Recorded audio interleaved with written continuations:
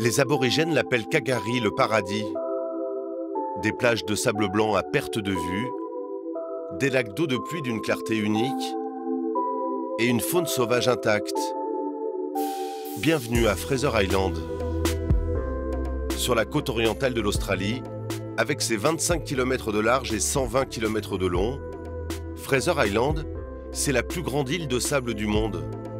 C'est aussi l'une des plus belles. Depuis 1992, elle est inscrite au patrimoine mondial de l'UNESCO. De quoi attirer chaque année plus de touristes venus du monde entier. Oh, c'est trop beau. Bleu turquoise là. On a juste envie de sauter dedans, quoi. Mais si l'endroit compte d'infinis trésors, mieux vaut rester sur ses gardes. Fraser Island, c'est aussi l'île de tous les dangers.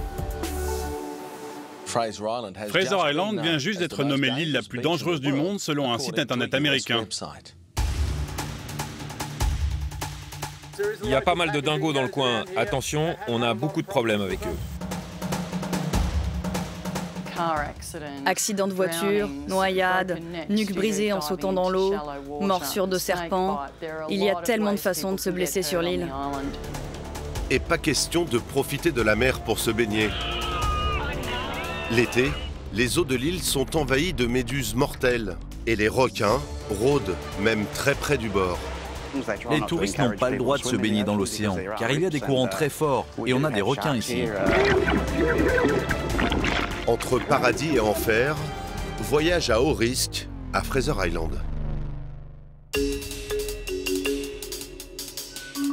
Chaque matin sur l'île, c'est un peu les plages du débarquement. Des dizaines de 4x4 transportent des touristes avides de découvertes et de sensations, comme Rachel et Pauline.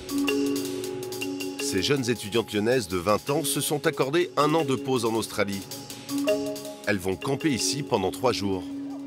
Pour elles, l'arrivée sur Fraser Island est quelque peu mouvementée. Ça secoue un petit peu. Bon, ça va, on fait confiance au chauffeur. C'est important, c'est de ne pas rester bloqué dans le sable. Pauline ne croit pas si bien dire. Quelques minutes plus tard, la voiture en tête de leur convoi est à l'arrêt. La voiture est coincée dans le sable, donc il va falloir trouver une solution pour la débloquer. C'était pas prévu? Non, pas du tout. Ça fait partie de l'aventure. Heureusement, Jabba leur guide à l'habitude. L'île ne compte quasiment aucune route goudronnée. Ok les gars, faudrait que vous vous mettiez tous devant, sauf le chauffeur. La voiture est vite dégagée. Les touristes sont ensuite mis à contribution. Fraser Island, ça se mérite. Un contretemps vite oublié, dans une ambiance digne d'une colonie de vacances. Plus d'1 heure de piste au cœur de la forêt tropicale, avant la récompense. Le lac Mackenzie, le plus connu des 40 lacs d'eau de pluie de Fraser Island. Un site géologique unique, vieux de plusieurs centaines de milliers d'années. Voilà, on y est. Ah, j'adore. C'est trop beau. Ça fait longtemps qu'on voulait voir ça et c'est super joli. On va pouvoir aller se baigner là. Je crois que c'est chaud. On voit clairement nos pieds à travers l'eau, donc elle est dans le sens là. C'est vraiment magnifique. Tu veux que je te prenne un photo? Fin de la récréation, Rachel et Pauline vont maintenant découvrir la face cachée du paradis. Les moustiques ont attaqué ici méchamment, il y en a pas mal dans le coin. Si vous ne voulez pas vous faire piquer par les insectes, je vous conseille de mettre du répulsif. Croyez-moi, ça vaut mieux. Ici, les moustiques sont bien plus gros qu'ailleurs. Et les conséquences de leur piqûre impressionnantes. Un vrai désagrément, mais aussi un réel danger. Certains sont porteurs du virus Zika, aujourd'hui impossible à soigner. Il faut dire qu'ici, la nature est pour le moins hostile. Les serpents sont très présents sur l'île. On a effectivement parmi les serpents les plus dangereux du monde. Encore la semaine dernière, on a trouvé un taipan sur notre campement. C'est l'un des 3 serpents les plus venimeux qui existent. Ce sont eux qui attaquent le plus l'homme en Australie parce que c'est une espèce très agressive. Je commence à vous faire peur, les filles? Le taipan, le voici filmé le mois dernier par un touriste un brin inconscient. Une morsure d'un de ces reptiles, et c'est la mort presque assurée. Il n'existe pas de sérum à son venin. Sur cette autre vidéo, un touriste s'amuse au bord de l'eau avec un serpent de mer. Très dangereux lui aussi.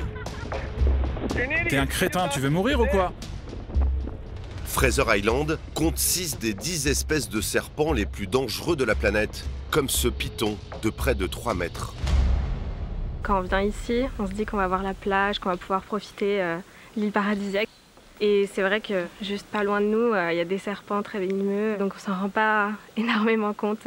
On va faire attention de toute façon, je pense que c'est le secret, tout le temps faire attention et être vigilant tout le temps. Et on va suivre les conseils de notre guide. Voilà. Et les serpents ne sont pas les seuls animaux à éviter sur l'île. Les plus effrayants, les requins, très nombreux dans les eaux de Fraser Island. Requins marteaux, requins tigres et même le grand blanc. L'année dernière, ce touriste a filmé l'attaque de son jet ski par le plus redouté des squales.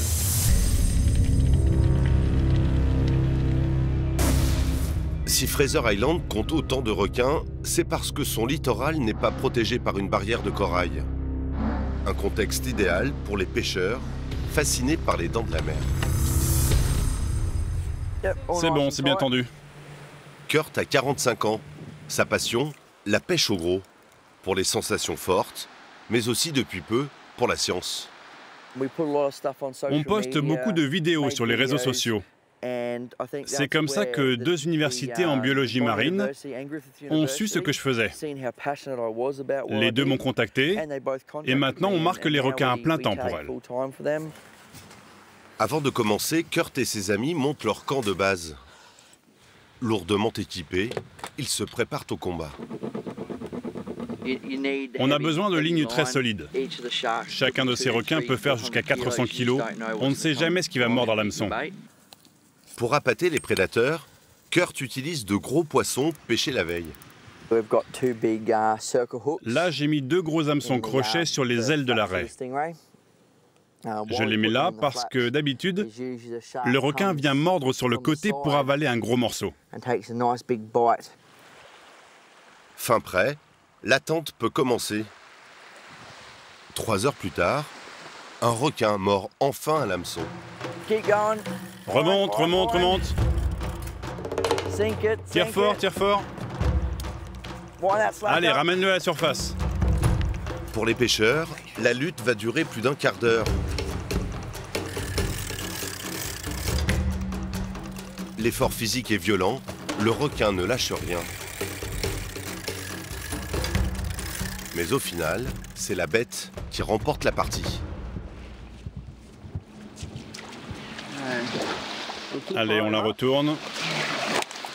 Vous voyez les marques des dents là? Vous pouvez voir la morsure. C'était pas un gros requin. Peut-être 2,50 m, 3 mètres, pas plus.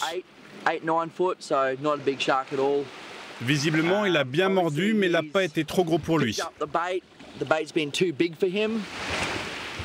Malheureusement, c'est ça la pêche. Kurt a fait chou blanc, mais ce n'est que partie remise. Dans quelques heures, ses efforts seront récompensés. Si Fraser Island compte d'innombrables dangers, il en est un auquel les touristes ne pensent pas forcément. Un enfant de 3 ans attaqué par 2 dingos. La femme attaquée par 2 dingos hier sur Fraser Island est sortie de l'hôpital. Régulièrement, les attaques de dingos font la une des télés australiennes.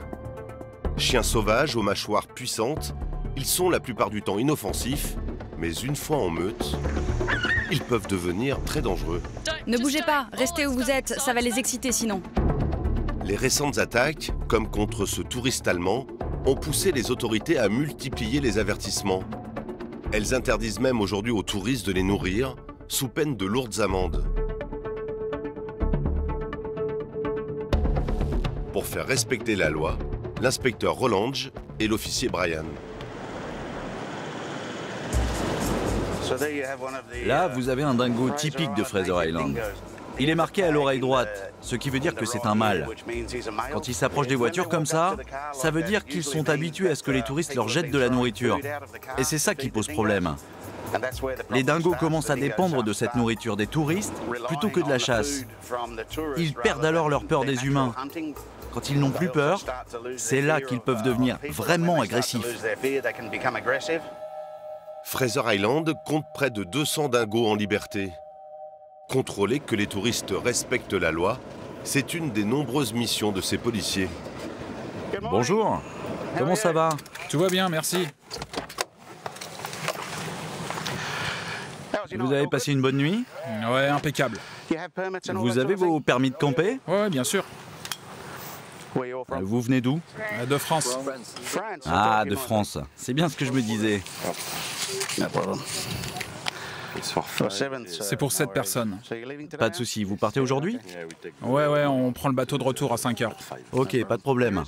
Il y a un dingo pas loin, juste de l'autre côté de la plage. Il venait par ici. Donc surtout, soyez prudents avec la nourriture. Je sais que vous êtes au petit-déj, mais s'il vient par là, restez à distance. Bonne fin de séjour. Est-ce que ça vous a un petit peu stressé du coup d'entendre parler que le dingo était pas très loin de votre campement? Est-ce que ça vous a inquiété? Non, parce qu'on en a vu la nuit dernière. Ouais, 2 hier qui sont passés près du campement. Ouais, 2 ou 3 autour de nous. Et non, ils s'approchent pas tant que ça en fait. La tournée des policiers continue. Ils nous emmènent ensuite à Eli Creek, un lieu très prisé des touristes. Nous y retrouvons Rachel et Pauline. Après la forêt vierge et ses dangers, les 2 jeunes lyonnaises sont venues prendre ici un bain de soleil bien mérité. Cette crique, elle est magnifique. Et alors la vie sauvage? On a vu un serpent ce matin, mais bon, pour le moment ça va sinon. On verra si on voit des dingos dans la journée, mais pour le moment ça va encore. À quelques mètres à peine de cette piscine naturelle, la mer et ses vagues. Pourtant ici, personne ne se risquerait à y piquer une tête. On dissuade les gens de se baigner dans l'océan, car il y a des courants puissants et on a des requins ici. Donc si on laissait les gens nager dans la mer, ça pourrait créer quelques problèmes. Fin de la journée sur Fraser Island. Les touristes sont rentrés se coucher. Pour Kurt et ses amis, en revanche, pas question d'aller dormir. On est ici depuis 36 heures. Et enfin, on a levé du gros. Après 1 heure d'effort, les pêcheurs ramènent au bord un requin-tigre de plus de 4 mètres. Vous pensiez qu'on n'arriverait pas à le capturer, hein? Eh ben, on l'a eu. Ah ouais, on l'a eu, mais bien eu, là. L'animal reste très dangereux, mais épuisé par le combat, il finit par se laisser marquer. Tu l'enfonces et après tu tournes à 180 degrés pour que ça soit bien attaché, que la puce tienne bien. Le grand prédateur peut maintenant être relâché. Il sera désormais suivi à la trace pour mieux prévenir les attaques. Le requin-tigre ou le gardien d'une nature préservée, mais pour combien de temps encore? Cette année, l'Australie a autorisé 350 000 touristes à venir sur l'île. Sans doute, le principal danger pour Fraser Island.